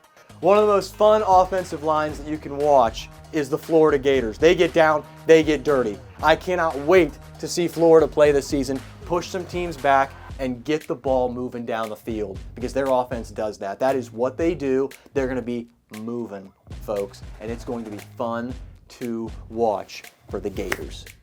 Let's do it. They're number 5 in my rankings. So now, this is where there are 4 teams in the SEC. You could pick any of the 10 that are already ranked to win the conference, but majority of people think it's any of these 4. Okay? It's going to be very tight. LSU, Brian Kelly. Same thing as Alabama. A lot of expectations that people think have not been lived up to yet. A lot of people say Brian Kelly, he's on the hot seat this year. And I can see why. LSU is a winning program. Ed Orgeron, he stepped into that position. Yes, he had Joe Burrow, he had Jamar Chase, he had Justin Jefferson. You had a team of guys that is pretty dang elite. But hey, you got a national championship. You've got weapons here, though, if you're Brian Kelly, and that all starts with Garrett Nussmeier, your quarterback for LSU. He's an absolute beast. He's got weapons, and a lot of people say if he takes the leap that people think he has this year, he has some reflections of Joe Burrow in there. Garrett Nussmeier, folks, remember the name. As you already know, potential Heisman candidate this year, quarterback at LSU. A lot of weapons. Keep your eyes out. Nussmeier, LSU, QB. Keep your eye out for Brian Kelly, too. LSU needs wins. Let's see if they get them. That's number 4. Number 3, and I tell you what, This is a fun one for me. I actually, last year, I watched this team and going into the season, didn't think much. You hear about the South Carolina Gamecocks. You think, usually, not a great team in the SEC. Not a lot of past success where you'd say, okay, they're going to be up near the top half of the conference. But guess what? This year they've got Lenora Sellers back at quarterback. Some people say he's one of the top 2 quarterbacks in this league. When you've got the quarterbacks you have in this league, that is an unbelievable thing to hear. He's that dynamic. The kid can run, kid can throw. Heck, he could tackle somebody if he needed to. If he needed to kick a field goal, he could kick a field goal. Lenora Sellers can do it all. And you know what? Lenora Sellers, he has sold me on the South Carolina Gamecocks this year. Okay? I am ready to see this team take it to some other SEC teams. Like I said, last year, not many people had faith in South Carolina. Sellers goes off, gets this team on the map. They're on the map this year, folks. Look out. The Gamecocks are coming for you. They're number 3 in my rankings. Now, big moment. 2-1 in this conference. You've got the Georgia Bulldogs. You've got the Texas Longhorns. Georgia kind of flying under the radar this year. This year, I should mean. Last year, they were not. They were a college football playoff team. Kirby Smart, one of the best coaches in college football. He and his visor, they could conquer anybody. Okay? Love Kirby Smart's haircut. It's one of my favorites in the league. Kirby Smart and the Georgia Bulldogs. Last year, you had Carson Beck. Carson Beck, no longer there. Transfers to Miami. He's playing in the ACC now. You have a quarterback situation you had to get sorted out. You got it sorted out. Saw them play last season in the college football playoff. Didn't go too great, but we saw some reps and we saw some glimpses to what we're going to see this year. So there are a lot of questions for the Bulldogs. Here's the answers I can give you. This team is complete. This team is complete, folks. Defense is there. Offense is there. Special teams is there. Look out for the Georgia Bulldogs. That's your warning right now. Bulldogs are not to be taken lightly in the SEC. And why I think they have been is our number 1 team in these rankings. Okay? It's the number 1 team in the country, the Texas Longhorns. And here's what I'm going to say right out of the gate. Arch Manning, this is a message for you. Okay? The name on your back. Think of the legacy that name has had across football. There is a target on your back, boy. People are coming for you. People want you to fail. Outside of Texas, a lot of people want their teams to succeed. They want to see you do poorly. No, I am rooting for you. I'm an Ohio State fan. You're going to make one of your biggest starts of not just your college career, your pro career as well. And they're throwing you into the fire. You are going into the horseshoe to play the defending champions, Ohio State, in your first game of the year. You've got major pressure. I'm a Buckeye fan, and I'm rooting for you. Texas, you're a complete team. Okay? Your offense is what's going to drive this team, and we're going to see where you can go. But I think your future is full of endless possibilities. Longhorns, you look good. I want to see where you can go. I've got you at number 1 in the SEC. Folks, take one more look at it. Southeastern Conference, there's your 16. I've got top 4 being LSU, the Gamecocks, the Georgia Bulldogs, and Arch, the Commander Manning. Let's have some fun.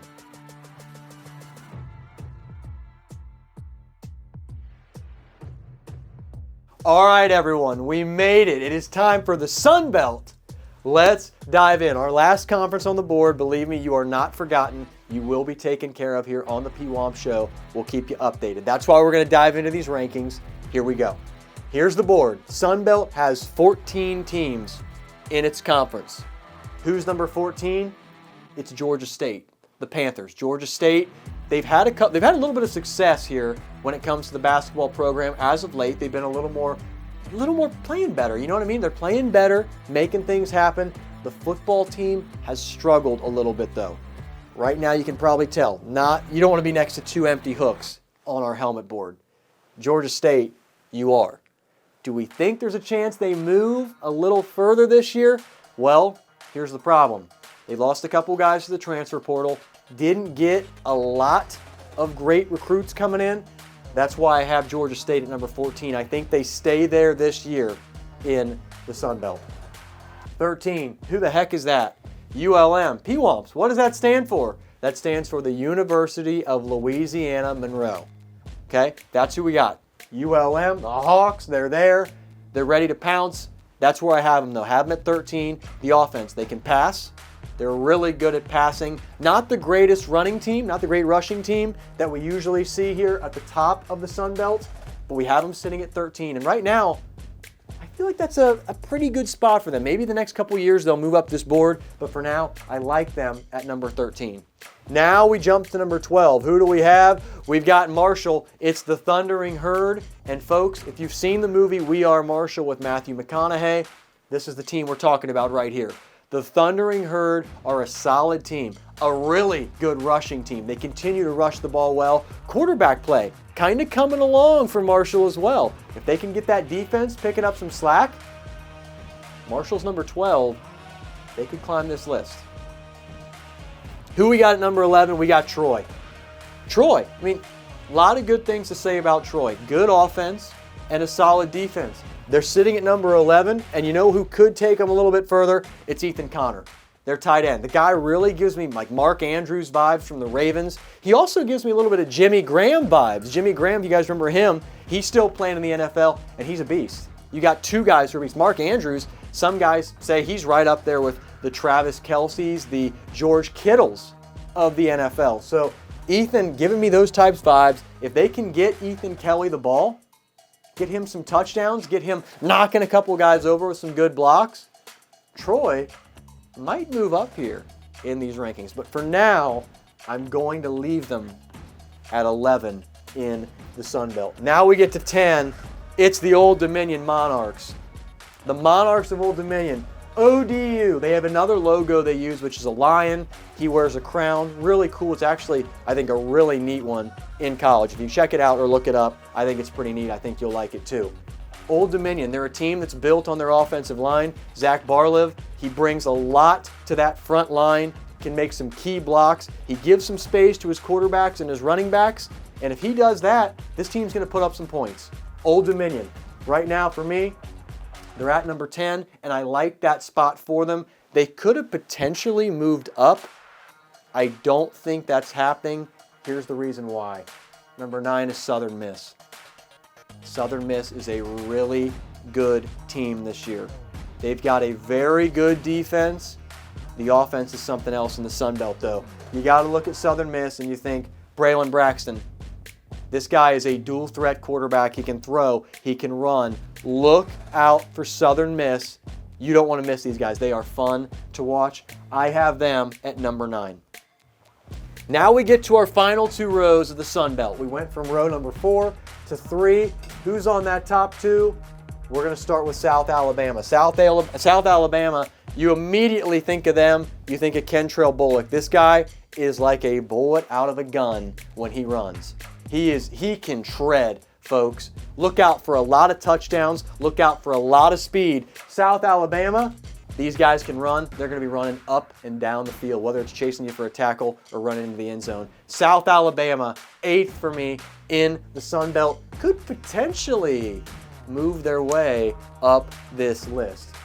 Now we head to number 7. It's Coastal Carolina. You probably remember Coastal Carolina.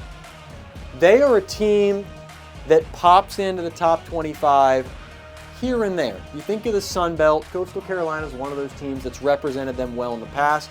They really did when Grayson McCall was their quarterback. He stood out for them. That was a guy that I was like, Coastal Carolina, whoa, they're in the top 25. Who's leading them? You look at the stats, it was Grayson McCall. The kid could throw, he's no longer there. Coastal looking for the replacement. Apparently they've got him. They've got the offense. They've got the defense. I have them sitting at number 7 right now. I think that's where they're going to stay this year. Coastal Carolina. The Chanticleers in 7th place in the Sun Belt. Now we move to number 6, Georgia Southern. Again, another team that has a great offensive line. This team can move. They can chug down the field, okay? Georgia Southern, Caleb Cook, great on that offensive line. Makes big key blocks, keeps the linebackers out, keeps the defensive linemen from getting to the quarterback.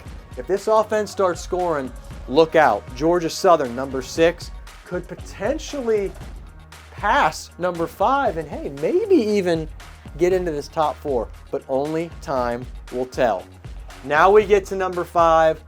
It's our friends in App State, the Mountaineers. App State, what do you say about them? They're a heck of a team. They really are. They're another team like Coastal, like Coastal, who just every time you think of the Sun Belt, Coastal comes to mind, App State comes to mind. App State, they've popped in to the top 25 on numerous occasions. They're looking to do that again this year. They sit at number 5 in my rankings. I think if the defense elevates, makes some key stops, App State could move on to my top 4 of the Sun Belt. We're going to have to find out, though. It's going to be really interesting. Now we get to our top row here. Here's who we have. You've got Arkansas State. You've got the Louisiana Ragin' Cajuns, the spicy Ragin' Cajuns. You've got Texas State. You've got James Madison. 4 teams who could win the Sun Belt realistically. Let's get into it. Arkansas State, they're number 4. They're going to be counting on Corey Rucker to make some big plays downfield. Again, couple of flashes. He's giving me OBJ vibes. Corey's a good catch. He can make some plays. He can score some touchdowns. Arkansas State's been known to have a little bit of an explosive offense. They're going to try to get that going this year. It'll be fun to watch, Arkansas State guys. You see that logo, you see them on the field, tune in. It's a fun time, trust me. Number 3, like we said, it's the Ragin' Cajuns of Louisiana, and Louisiana's got a lot of things going for them. Good offense, good defense, good special teams. What do they excel at? It's kind of like our friends from South Alabama. They've got speed. These guys can run. Louisiana can also pass. This team has it all. They're sitting at number 3 right now. They could potentially give Texas State a fight, and I'm going to take it one level further. They could give James Madison a fight. Keep your eye on Louisiana, folks. The Ragin' Cajuns, they love the spice down in Louisiana. Number 2, it's Texas State. Lincoln Pear, he's the guy to watch. Running back for Texas State.